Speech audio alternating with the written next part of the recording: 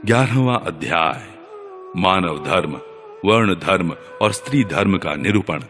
श्री सुखदेव जी कहते हैं, भगवानमय प्रहलाद जी के साधु समाज में सम्मानित पवित्र चरित्र सुनकर संत शिरोमणि युधिष्ठिर को बड़ा आनंद हुआ। उन्होंने नारद जी से और भी पूछा।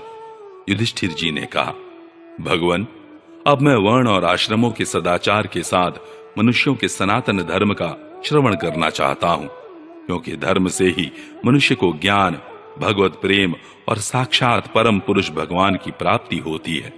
आप स्वयं प्रजापति ब्रह्मा जी के पुत्र हैं और नारद जी आपकी तपस्या, योग एवं समाधि के कारण वे अपने दूसरे पुत्रों की अपेक्षा आपका अधिक सम्मान भी करते हैं। आपके समान नारायण परायण, दयालु, सदाचारी और शांत ब्राह्मण धर्म के गुप्त से गुप्त रहस्य को जैसा यथार्थ रूप से जानते हैं, दूसरे लोग वैसा नहीं जानते। नारद जी ने कहा, युधिष्ठिर, अजन्मा भगवान ही समस्त धर्मों के मूल कारण है। वही प्रभु चराचर जगत के कल्याण के लिए धर्म और दक्ष पुत्री मूर्ति के द्वारा अपने अंश से अवतीर्ण होकर बद्रिकाश्रम में तपस्या कर रहे हैं। उन नारायण भगवान को नमस्कार करके उन्हीं के मुख से सुने हुए सनातन धर्म का मैं वर्णन करता हूं। युधिष्ठिर, सर्ववेद स्वरूप भगवान श्री हरि, उनका तत्व जानने वाले महर्षियों की स्मृतियां और जिससे आत्मग्लानि न होकर आत्म प्रसाद की उपलब्धि हो, वह कर्म धर्म के मूल है। युधिष्ठिर, धर्म के ये 30 लक्षण शास्त्रों में कहे गए हैं। सत्य, दया, तपस्या, शौच, तितिक्षा, उचित अनुचित का विचार, मन का संयम, इंद्रियों का संयम, अहिंसा, ब्रह्मचर्य, त्याग, स्वाध्याय, सरलता, संतोष, समदर्शी महात्माओं की सेवा, धीरे धीरे सांसारिक भोगों की चेष्टा से निवृत्ति, मनुष्य के अभिमान पूर्ण प्रयत्नों का फल उल्टा ही होता है, ऐसा विचार, मौन, आत्मचिंतन, प्राणियों को अन्न आदि का यथा योग्य विभाजन, उनमें और विशेष करके मनुष्यों में अपने आत्मा तथा इष्ट देव का भाव, संतों के परम आश्रय भगवान श्री कृष्ण के नाम गुण लीला आदि का श्रवण, कीर्तन, स्मरण, उनकी सेवा, पूजा और नमस्कार, उनके प्रति दास्य, सख्य और आत्मसमर्पण, यह 30 प्रकार का आचरण सभी मनुष्यों का परम धर्म है। इसके पालन से सर्वात्मा भगवान प्रसन्न होते हैं। धर्मराज, जिनके वंश में अखंड रूप से संस्कार होते आए हैं और जिन्हें ब्रह्मा जी ने संस्कार के योग्य स्वीकार किया है, उन्हें द्विज कहते हैं। जन्म और कर्म से शुद्ध द्विजों के लिए यज्ञ, अध्ययन, दान और ब्रह्मचर्य आदि आश्रमों के विशेष कर्मों का विधान है। अध्ययन, अध्यापन, दान लेना, दान देना और यज्ञ करना, यज्ञ कराना, ये 6 कर्म ब्राह्मण के हैं। क्षत्रिय को दान नहीं लेना चाहिए। प्रजा की रक्षा करने वाले क्षत्रिय का जीवन निर्वाह ब्राह्मण के सिवा और सबसे यथा योग्य कर तथा दंड आदि के द्वारा होता है। वैश्य को सर्वदा ब्राह्मण वंश का अनुयायी रहकर गोरक्षा, कृषि एवं व्यापार के द्वारा अपनी जीविका चलानी चाहिए।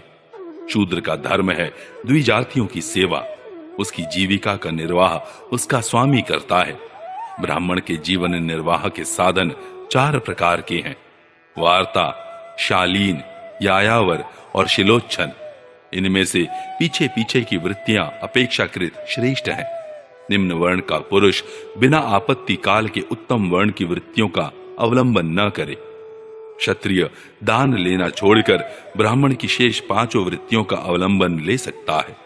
आपत्ति काल में सभी सब वृत्तियों को स्वीकार कर सकते हैं। ऋत, अमृत, मृत, प्रमृत और सत्यानृत, इनमें से किसी भी वृत्ति का आश्रय ले, परंतु श्वान वृत्ति का अवलंबन कभी न करे। बाजार में पड़े हुए अन्न तथा खेतों में पड़े हुए अन्न को बीनकर शिलोंछ वृत्ति से जीविका निर्वाह करना ऋत है। बिना मांगे जो कुछ मिल जाए उसी अयाचित वृत्ति के द्वारा जीवन निर्वाह करना अमृत है। नित्य मांग कर लाना अर्थात यायावर वृत्ति के द्वारा जीवन यापन करना मृत है। कृषि आदि के द्वारा वार्ता वृत्ति से जीवन निर्वाह करना प्रमृत है। वाणिज्य सत्यानिवृत्त है और निम्न वर्ण की सेवा करना श्वान वृत्ति है। ब्राह्मण और क्षत्रिय को इस अंतिम निंदित वृत्ति का कभी आश्रय नहीं लेना चाहिए। क्योंकि ब्राह्मण सर्ववेदमय और क्षत्रिय सर्वदेवमय है। शम, दम, तप, शौच, संतोष, क्षमा, सरलता, ज्ञान, दया, भगवत परायणता और सत्य यह ब्राह्मण के लक्षण हैं। युद्ध में उत्साह, वीरता, धीरता, तेजस्विता, त्याग, मनोजय, क्षमा, ब्राह्मणों के प्रति भक्ति, अनुग्रह और प्रजा की रक्षा करना ये क्षत्रिय के लक्षण हैं। देवता, गुरु और भगवान के प्रति भक्ति, अर्थ, धर्म और काम, इन तीनों पुरुषार्थों की रक्षा करना, आस्तिकता, उद्योगशीलता और व्यवहारिक निपुणता ये वैश्य के लक्षण हैं। उच्च वर्णों के सामने विनम्र रहना, पवित्रता, स्वामी की निष्कपट सेवा, वैदिक मंत्रों से रहित यज्ञ, चोरी न करना, सत्य तथा गौ ब्राह्मणों की रक्षा करना ये शूद्र के लक्षण हैं। पति की सेवा करना, उसके अनुकूल रहना, पति के संबंधियों को प्रसन्न रखना और सर्वदा पति के नियमों की रक्षा करना ये पति को ही ईश्वर मानने वाली पतिव्रता स्त्रियों के धर्म है। साध्वी स्त्री को चाहिए कि झाड़ने, बुहारने, लीपने तथा चौक पूरने आदि से घर को और मनोहर वस्त्राभूषणों से अपने शरीर को अलंकृत रखे, सामग्रियों को साफ सुथरी रखे, अपने पतिदेव की छोटी बड़ी इच्छाओं को समय के अनुसार पूर्ण करे, विनय, इंद्रिय संयम, सत्य एवं प्रिय वचनों से प्रेम पूर्वक पतिदेव की सेवा करे, जो कुछ मिल जाए उसी में संतुष्ट रहे, किसी भी वस्तु के लिए ललचाए नहीं, सभी कार्यों में चतुर एवं धर्मज्ञ हो, सत्य और प्रिय बोले, अपने कर्तव्य में सावधान रहे, पवित्रता और प्रेम से परिपूर्ण रहकर यदि पति पतित न हो तो उसका सहवास करे। जो लक्ष्मी जी के समान पति परायणा होकर अपने पति की उसे साक्षात भगवान का स्वरूप समझकर सेवा करती है, उसके पतिदेव वैकुंठ लोक में भगवत सारूप्य को प्राप्त होते हैं और वह लक्ष्मी जी के समान उनके साथ आनंदित होती है। युधिष्ठिर, जो चोरी तथा अन्याय पाप कर्म नहीं करते, उन अंत्यज तथा चांडाल आदि अंत्यवसायी वर्ण संकर जातियों की वृत्तियां वे ही हैं जो कुल परंपरा से उनके यहाँ चली आई हैं। वेददर्शी ऋषि मुनियों ने युग युग में प्राय मनुष्यों के स्वभाव के अनुसार धर्म की व्यवस्था की है। वही धर्म उनके लिए इस लोक और परलोक में कल्याणकारी है। जो स्वाभाविक वृत्ति का आश्रय लेकर अपने स्वधर्म का पालन करता है, वह धीरे धीरे उन स्वाभाविक कर्मों से भी ऊपर उठ जाता है और गुणातीत हो जाता है।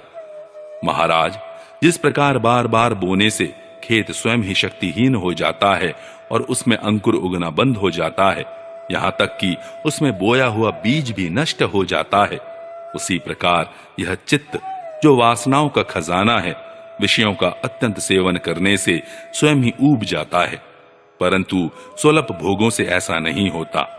जैसे एक एक बूंद घी डालने से आग नहीं बुझती, परंतु एक ही साथ अधिक घी पड़ जाए तो वह बुझ जाती है। जिस पुरुष के वर्ण को बतलाने वाला जो लक्षण कहा गया है, वह यदि दूसरे वर्ण वाले में भी मिले तो उसे भी उसी वर्ण का समझना चाहिए।